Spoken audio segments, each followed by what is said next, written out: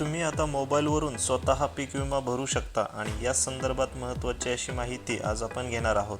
चला तर मग तुम्ही स्वतः मोबाईलवरून कसा पीक विमा भरायचा याविषयीची माहिती घेऊ. त्यासाठी कोणतंही एक ब्राउझर ओपन करा. ब्राउझर ओपन केल्यानंतर PMFBY असं सर्च करा. सर्च केल्यानंतर तुम्ही या वेबसाईटवरती याल. या वेबसाईटवरती आल्यानंतर ब्राउझरवरच्या कॉर्नरवरती दाबून साईट डेस्कटॉप साईट करून घ्या. डेस्कटॉप साईट तुम्ही ज्यावेळेस करता, हे बघा मी दाखवतो आहे, याप्रमाणे डेस्कटॉप साईट करा. आता डेस्कटॉप साईट केल्यानंतर तुम्हाला ही जी वेबसाईट आहे ती पूर्णपणे डेस्कटॉप मोडमध्ये दिसेल. अशा प्रकारे आता ही साईट डेस्कटॉप झालेली आहे. आता यामध्ये तुम्ही सर्वात पहिलं ऑप्शन आहे फार्मर कॉर्नर ॲक्सेस, यावरती क्लिक करायचं. त्यानंतर असं फार्मर लॉग इनवरती यायचं आहे. यामध्ये लॉग इन फॉर फार्मर यावरती क्लिक करायचं आहे. आता इथे रजिस्टर मोबाईल नंबर आपल्याला एंटर करायचा आहे. रजिस्टर मोबाईल नंबर एंटर केल्यावर आपली संपूर्ण माहिती यामध्ये आलेली आहे. यामध्ये पूर्ण माहिती आलेली आहे आणि आपण बघू शकता. आता ही माहिती पूर्वीची आहे, ही माहिती तुमची ऑटोमॅटिकली घेतलेली आहे. यामध्ये तुम्ही संपूर्ण माहिती बरोबर असल्याची खात्री करा आणि त्यानंतर तुमचा मोबाईल नंबर जो आहे त्या मोबाईलवरती OTP आल्यानंतरच तुमचा संपूर्ण डेटा ओपन झाला. आता एक बघा, लॉग इन फॉर फार्मरमधून क्लिक करा. OTP टाकून लॉग इन करा. त्यानंतर तुम्ही तुमचं पूर्ण प्रोफाईल बघू शकता. येथे संपूर्ण प्रोफाईल आलेली आहे.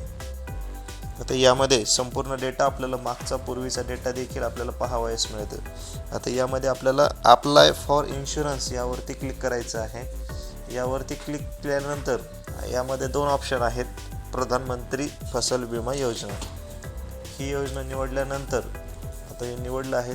इयर वगैरे व्यवस्थित बघून घ्या. शेतकऱ्याचं नाव वगैरे संपूर्ण आलेलं आहे. त्यानंतर इथं आपल्याला बँकेच्या पासबुकनुसार नाव भरायचं आहे. त्यानंतर इथे तुम्ही तुमची संपूर्ण जी माहिती आहे ती भरून घ्यायची आहे. मी दाखवतो आहे त्याप्रमाणे. मी थोडंसं ब्लर केलेलं आहे. तुम्हाला जी माहिती दिसत आहे ती पूर्ण भरून घ्या. त्यानंतर येथे तुमचा पत्ता वगैरे भरा, रेसिडेन्शियल ॲड्रेस. त्यानंतर नॉमिनी द्यायचा असेल तर येस करा, नसेल तर नो करा आणि खाली आपल्याला फार्मर ID आणि त्याच्याबद्दलची माहिती द्यायची आहे. आता नेक्स्टवरती क्लिक केल्यानंतर आपल्याला IFSC कोड विचारला जाईल. त्यानंतर आपण आपला IFSC कोड टाकून तुमची बँक सर्च करू शकता.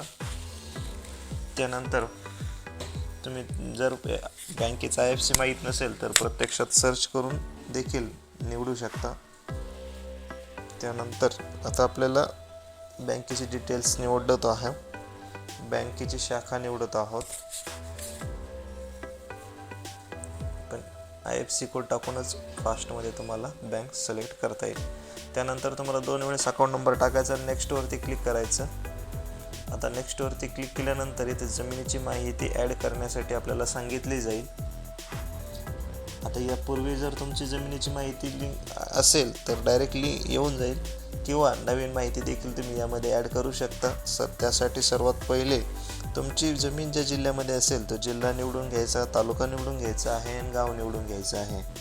रेव्हेन्यू सर्कल म्हणजे आपलं मंडळ देखील निवडायचं आहे. त्यानंतर ग्रामपंचायत निवडायची, त्यानंतर गाव निवडायची. अशा प्रकारे आता हे सगळं निवडल्यानंतर आता पीक विमा तुम्हाला मिक्स क्रॉप भरायचा आहे का निर्भळे म्हणजे एक पीक भरायचं आहे. तर आपण सेपरेट एक पीक भरणार आहोत, ज्यामुळे तुम्ही एक पीक निवडून घ्यायचं आहे. यामध्ये तुम्हाला जे पिकं दाखवले जात आहे त्यामध्ये कोणतंही एक पीक आपलं निवडून घ्या जे भरायचं आहे ते. आणि त्यानंतर त्याची पेरणीची तारीख आपल्याला निवडून घ्यायची आहे. जी तारीख आपण पीक पेऱ्यावरती निवडली म्हणजे पीक पेरा जो अपलोड करणार आहोत त्याच्यावर जी पेरणीची दिनांक आहे तीच नोंदवायची आहे, ही गोष्ट लक्षात घ्या. त्यानंतर पुढे आपल्याला खाते नंबर आणि सर्वे नंबर विचारला आहे, जो की आपला आत्यावरती आहे आणि 7/12वरती देखील तुमचा खाते नंबर असतो किंवा तुमचा सर्वे नंबर असतो. तो देखील तुम्ही निवडून व्यवस्थित माहिती भरून घ्या आणि व्हेरीफाय करून घ्या. व्हेरीफायसाठी तुम्हाला तिथं संपूर्ण माहितीवरती दाखवली आहे, त्याला सबमिट करायचं आहे. केल्यानंतर जेवढी जमीन असेल तेवढी संपूर्ण माहिती इथे दाखवली जाईल. आता तिथं तुम्हाला संपूर्ण एरिया दाखवला जाईल, त्यासाठी तुम्हाला किती हप्ता येतो ते देखील टोटल प्रीमियम यावरती दाखवलं जाईल. अशा प्रकारे आता तुम्हाला जर 10 गुंठ्याचं भरायचं असेल तर तुम्हाला 10 गुंठ्याचं कॅल्क्युलेशन येथे खाली दिसून जाईल. अशा प्रकारे आता ॲड करायचं आहे. आता ही जमीन यामध्ये समाविष्ट झाल्यानंतर आता ती जमीन तुम्हाला खाली ॲड झालेली दिसेल. आणखी देखील तुम्ही अशा प्रकारे दुसरी आणखी पिकं जोडू शकता. आता इथे डॉक्युमेंट अपलोड करायचे आहे. आता येथे तुम्हाला जमिनीचा 7/12 आहे, त्यानंतर बँकेचं पासबुक आहे आणि आपलं पीक पेर आहे. ही डॉक्युमेंट तुम्हाला PDF स्वरूपात येथे अपलोड करायची आहे. आता अशा प्रकारे आता हीच कागदपत्र तुम्ही जर GPG फाईल जर जोडल्या तर तुम्हाला ते प्रिव्ह्यू पण दाखवली जाते. तुम्ही जर PDF मध्ये जोडले तर दिसणार नाही, परंतु जर तुम्ही JPG जर तुम्ही अपलोड केलं तर तुम्हाला ते फाईल प्रिव्ह्यूमध्ये दिसून जाईल. आता तुम्ही आपल्याला जी भरली त्याचं प्रिव्ह्यू पूर्ण पावतीच इथे बघू शकता तुम्ही.